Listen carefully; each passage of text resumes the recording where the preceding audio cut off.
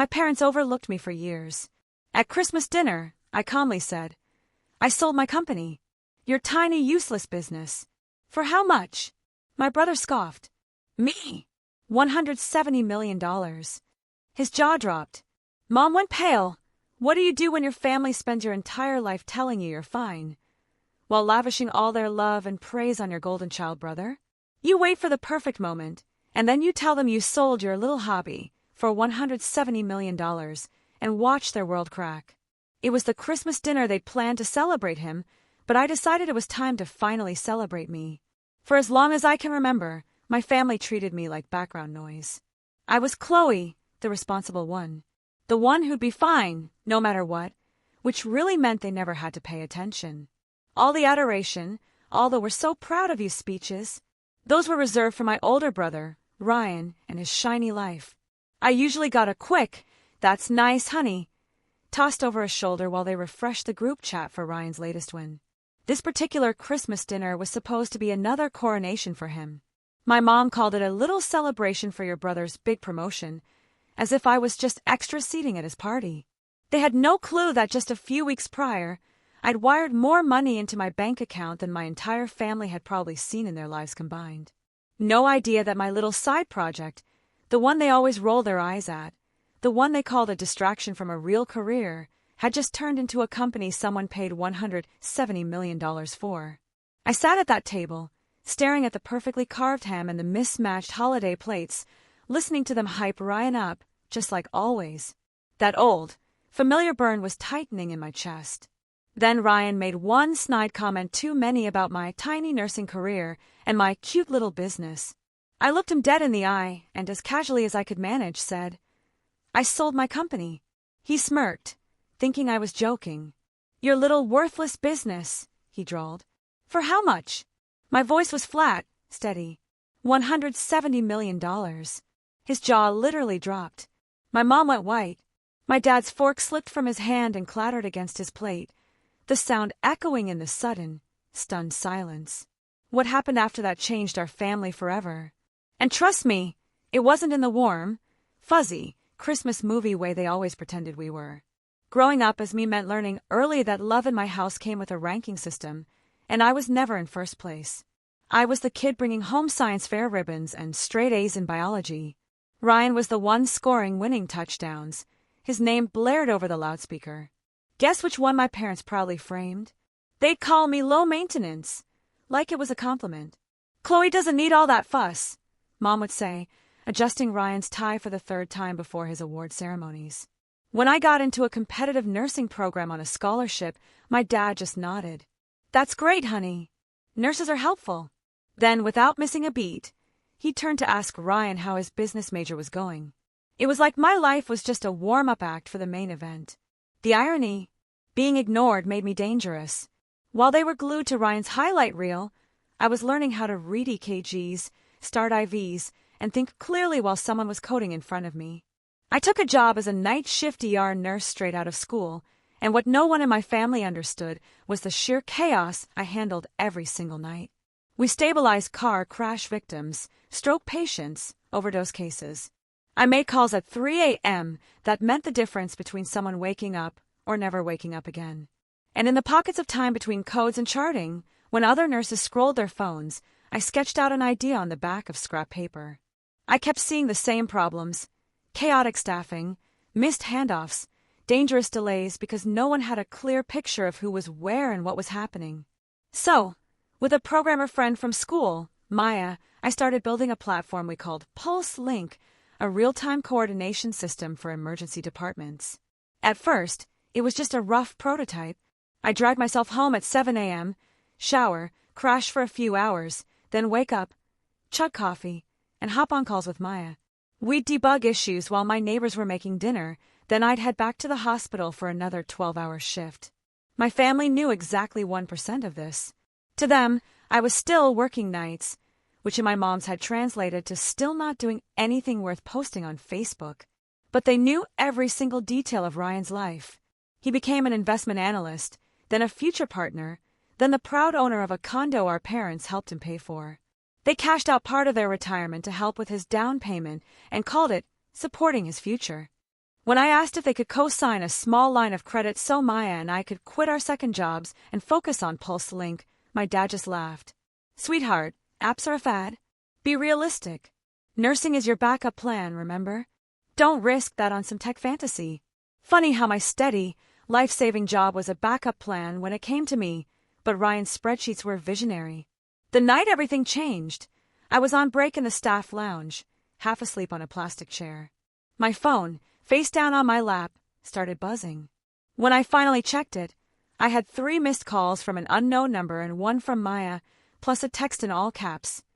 Answer your phone. We got it. My heart hammered in my chest as I stepped into the supply closet and called her back. She was crying and laughing at the same time. The hospital board we'd been pitching to for months had finally agreed to roll out Pulse Link as a pilot, and a major medical software company in San Francisco wanted to acquire us. Outright. The number they mentioned made my knees buckle. It didn't feel real. I finished my shift in a daze, then spent the next week juggling contract calls, NDAs, and lawyers in between triaging patients. While my parents were sending me a flyer for Ryan's promotion party, literally a digital invitation in the family group chat with a champagne emoji and the words, "So proud of you, Ryan." I was in a glass conference room downtown, signing away a company I had built on energy drinks and pure stubbornness.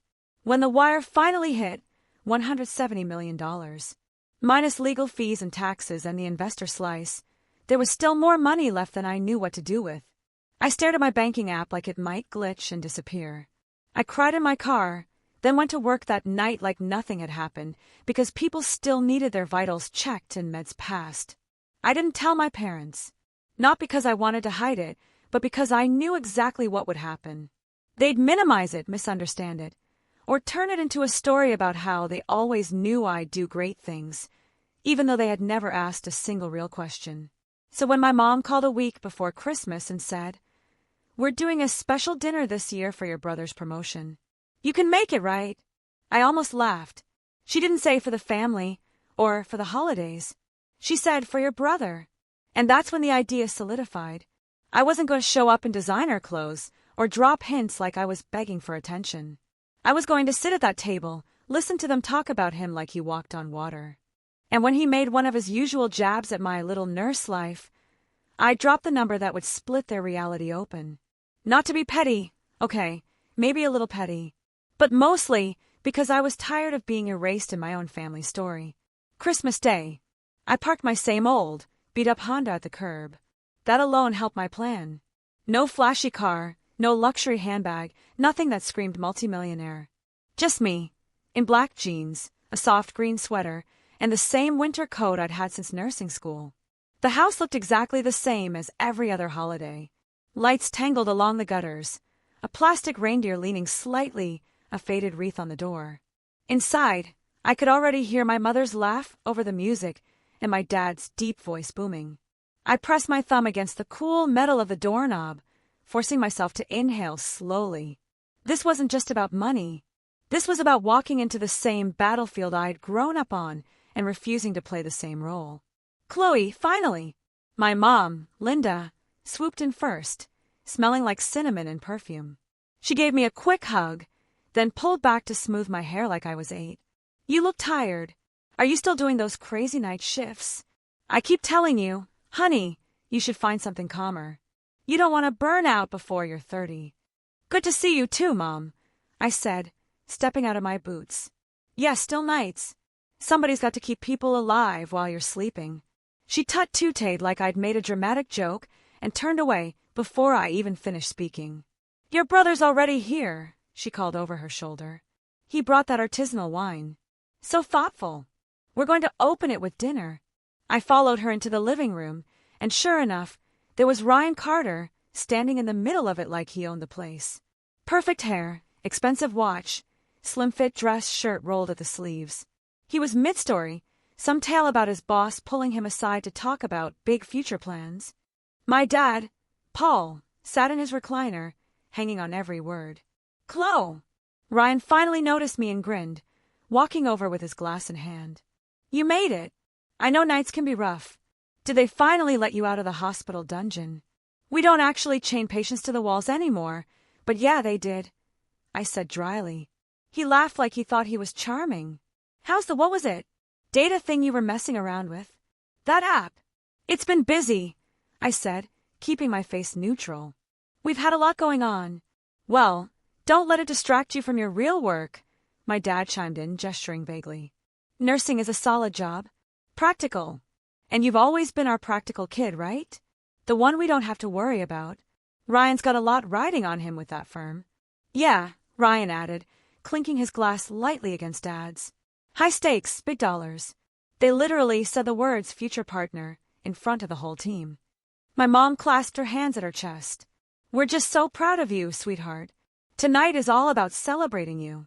I stood there, invisible, the way I'd been my entire life. We don't have to worry about you. It sounded nice, but what it really meant was, we don't think about you. I moved into the kitchen to help, not because I felt like it, but because it gave my hand something to do other than shake. As I chopped vegetables, the familiar rhythm of holiday cooking worked like a metronome to calm me. My phone buzzed. A text from Maya, you okay? Remember, they don't decide your value. You do. I smiled despite myself and typed back. Showtime soon. When we finally sat at the dining table, the seating arrangement said everything. Ryan, smack in the middle on one side, flanked by my parents like he was the guest of honor at some gala. They put me at the far end, near the sideboard, an easy reach for passing dishes and taking plates to the sink. A built-in waitress. Classic. As they started pouring wine, my dad lifted his glass.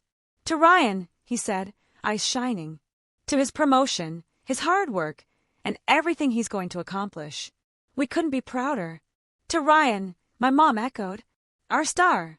I raised my glass too. Partly because it would have been weird not to. Partly because I wanted them lulled into their usual script. Ryan smirked at me as he took a sip, a small, smug lift of his mouth that said he knew exactly where he sat in the family food chain. So Chloe, he said, leaning back like a talk show host, tossing a bone to a guest. Still pulling double shifts and eating stale vending machine snacks? You gotta get out of that grind, little sis. Maybe someday I'll get you an interview at my firm. He said it half joking, but there was real condescension under it. The same tone he'd used when he once told me, if that app of yours ever makes a buck, I'll buy you something nice like a real purse. My chest tightened, but this time, instead of swallowing it, I let the feeling sharpen me. I glanced at the ham, the mashed potatoes, the flickering candle. I thought about every time they brushed past me to get to him. Every time they turned my milestones into footnotes to his achievements. And I decided I was done. I didn't blurt it out in anger. That would have been too easy for them to dismiss as Chloe being emotional. I waited. I let them run through their usual loops. Ryan's promotion, the important people at his firm, the huge clients whose names they dropped even though they barely understood what he did. I added little neutral comments, the kind nurses use when we're assessing a patient. Oh, wow. And that's big. How are you feeling about that? All while my mind was quietly counting off beats, like a conductor waiting to cue the orchestra. The opening came when my mom turned to me with the polite interest people reserve for small talk. So, honey, what about you? She asked, topping off Ryan's glass before mine. Same hospital. Same. What do you call it, ward? Same R, I said. But a lot has changed this year. My dad gave a vague nod. Well, as long as you're stable, that's what matters. God knows the world needs good nurses. My brother snorted softly. Yeah, and she's got that little app thing, remember? The one she keeps experimenting with. He even did air quotes. How's that going? Still asking the universe to manifest $1 million. The table chuckled. It hurt, but it also helped. They were serving me the moment on a silver platter. I set my fork down gently, so the sound wouldn't distract from what I was about to say. Actually, I replied, keeping my voice almost bored, I'm not manifesting $1 million anymore. Ryan cocked his head. Oh, you give up on your little fantasy? No, I said, meeting his eyes. I sold my company. The words landed like a glass shattering on tile. The room didn't go silent all at once. It was more like the laughter died in stages, like people realized simultaneously that this wasn't a joke. My mom's smile froze. My dad blinked twice. Ryan frowned like he'd misheard me. You what? I sold my company, I repeated. PulseLink, the ER coordination platform I've been building the last few years. We closed the deal 3 weeks ago. His frown turned into a smirk, relieved. Okay, Miss CEO. And how much did your little worthless business go for? The word worthless had history. He'd thrown it at me in a fight last Thanksgiving. I let it slide then. Not this time. I took a sip of water, kept my hand steady, and said, $170 million. Ryan laughed too loud. Get out of here. She's joking. My mom said quickly, That's not funny, Chloe. Money talk is tacky. I'm not joking, I replied. $170 million. A healthcare software company in San Francisco acquired Pulse Link. We signed at the beginning of the month. I've got a multi-year consulting role and equity in their parent company. After taxes and investor payouts, I'm fine.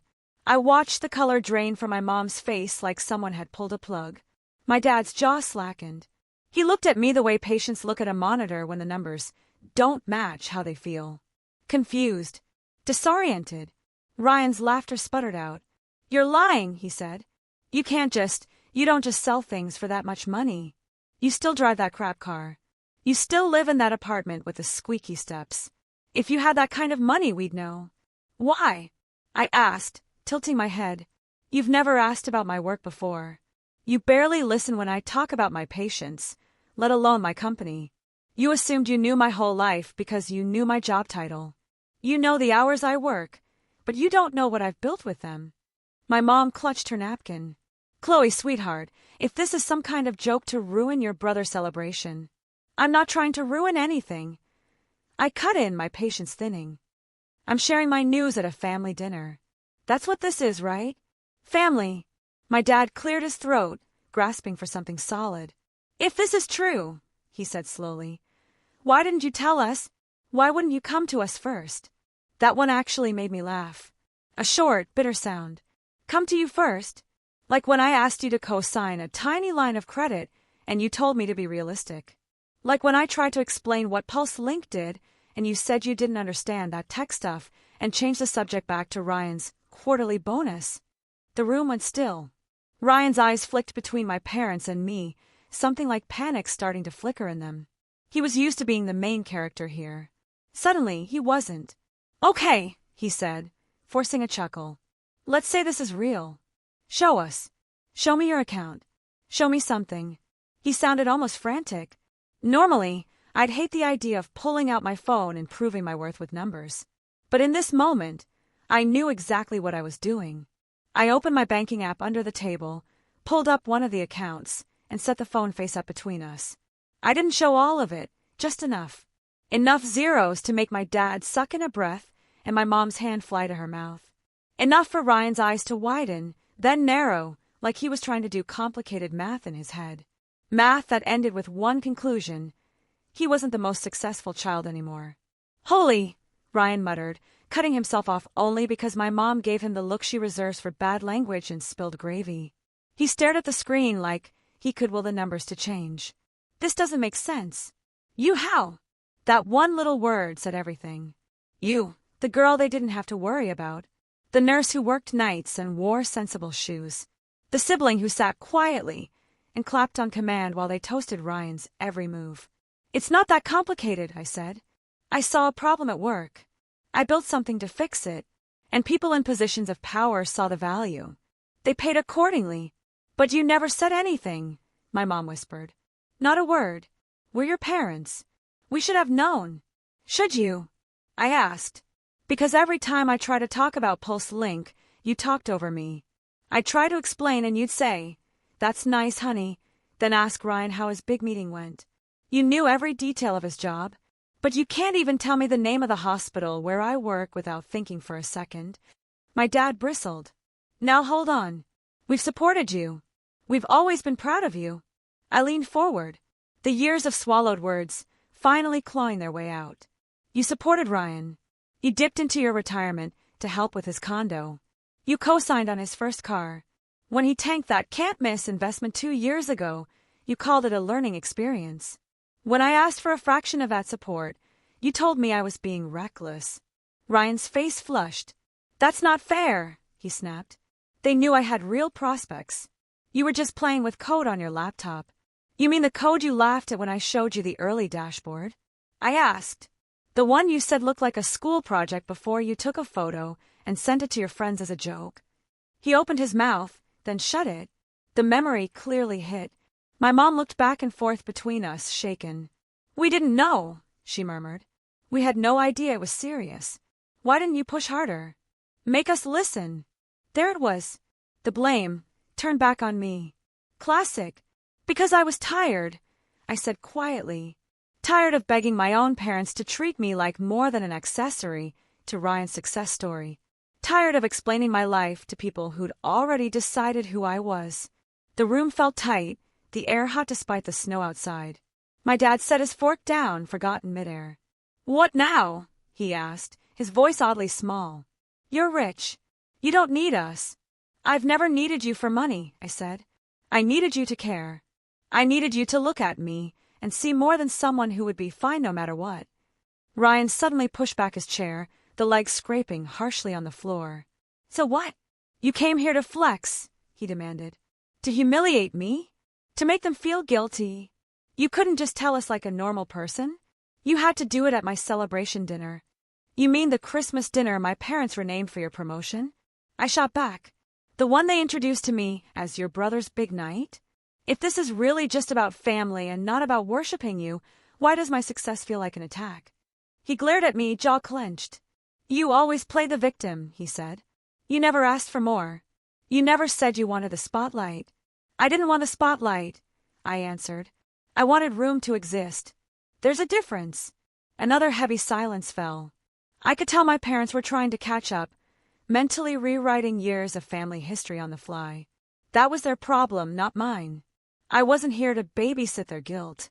I was here to finally, fully step out of the box they'd shoved me into. I took my phone back and locked it. I didn't come here to beg for validation, I said, pushing my chair back. I came here to tell you who I am now. Whether you can handle that is up to you. As I stood, my mom reached for my wrist. Chloe, wait, she pleaded. We just need time. This is a lot.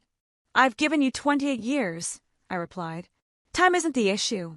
I walked away from that table, past the tree and the stockings with our names on them, past the family photos lining the hall, most of them featuring Ryan front and center, me blurred at the edges.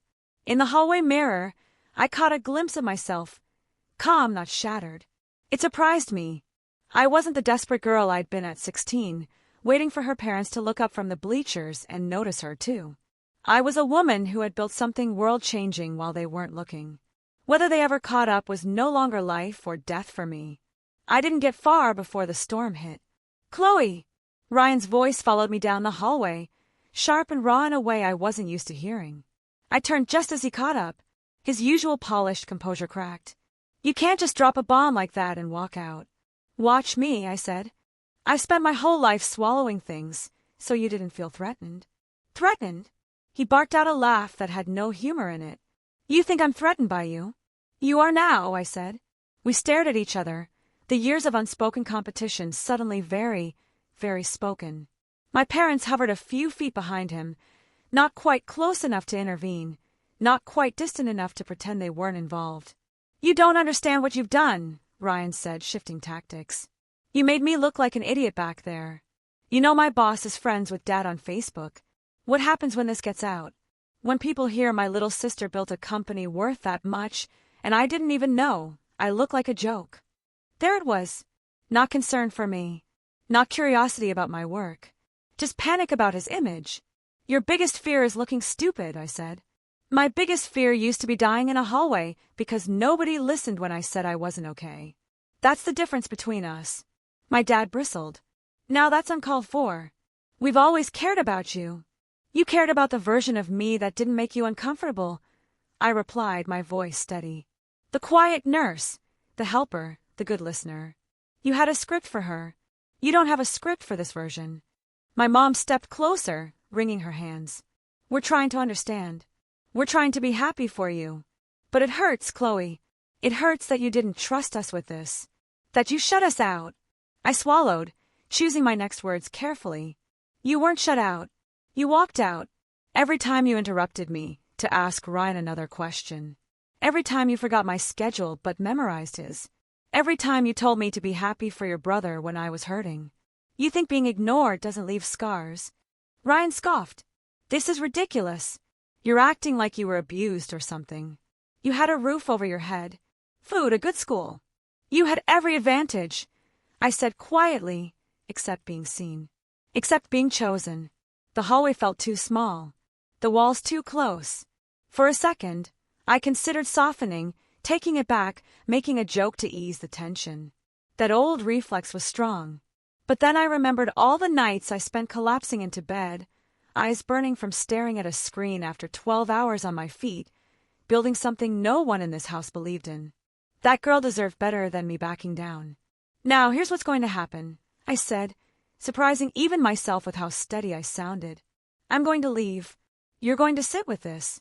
Maybe you're going to get angry and complain to each other about how ungrateful I am. Maybe you're going to feel guilty. Maybe you're going to try to pretend nothing happened. That's your call. But from now on, if you want access to my life, not my money, my life, it will be on different terms. My dad frowned. What terms? You stop comparing me to Ryan, I said. You stop treating my accomplishments like accidents. You stop asking me for favors you would never expect from him. And you apologize. Not just for tonight. For the last 20 years. Ryan threw his hands up. Apologize for what? Being successful. No, I answered. For stepping on me to feel taller. For laughing at my work when you didn't understand it. For using me as proof that you were the special one. He flinched at that, just slightly. You don't know what it's like to be under pressure all the time, he muttered. To have everyone counting on you to make it. You're right, I said. I don't know what it's like to have people believe in me before I prove anything. I only know what it's like to patch people up all night and then pour my last brain cells into building something while the people who were supposed to love me most called it a gamble. We didn't have the same childhood, even though we grew up in the same house. For a moment, no one spoke. Then my mom did something I honestly didn't expect. She started crying. Not the performative tears she'd sometimes used to shut down conflict, but the messy kind, the kind that made her reach for the wall like she needed support. We did this, she said to my dad, voice cracking. We made them like this. Pitted them against each other without even noticing. I thought we were just encouraging him because he needed it. I thought she was fine. My dad's shoulders slumped, the fight draining out of him. We were wrong, he said quietly. We were wrong, and we can't undo it. Ryan looked between them, then at me. And for the first time, I saw something in his eyes I hadn't seen before. Fear. Not of me, but of losing this version of his life where he was always the chosen one. So what? He asked hoarsely. You cut us off? You disappear into your rich people world and forget we exist. I shook my head. No, I said. I build a world where I exist. Whether you see me or not, you can be part of it if you're willing to do the work. If not, I'll be okay. For the first time, I truly know that. I grabbed my coat from the hook by the door. My mom reached for me, then stopped, like she knew empty promises wouldn't work this time. We'll call you, she said weakly. When we've thought about what to say. Take your time, I replied. Just don't call me to ask for money. Ryan's cheeks reddened. I never. You already hinted. I cut in. You asked how this would look for you at work. You're scared your baby sister is more successful than you on paper. Newsflash. That's not my problem. You have your own path to walk. I stepped outside into the icy air. The cold biting but clean. Behind me, the muffled sounds of my family arguing rose and fell. It hurt. Of course it hurt. But under the hurt, there was something else blooming. A strange, fierce peace. For once, I hadn't folded myself into a smaller shape to fit their expectations.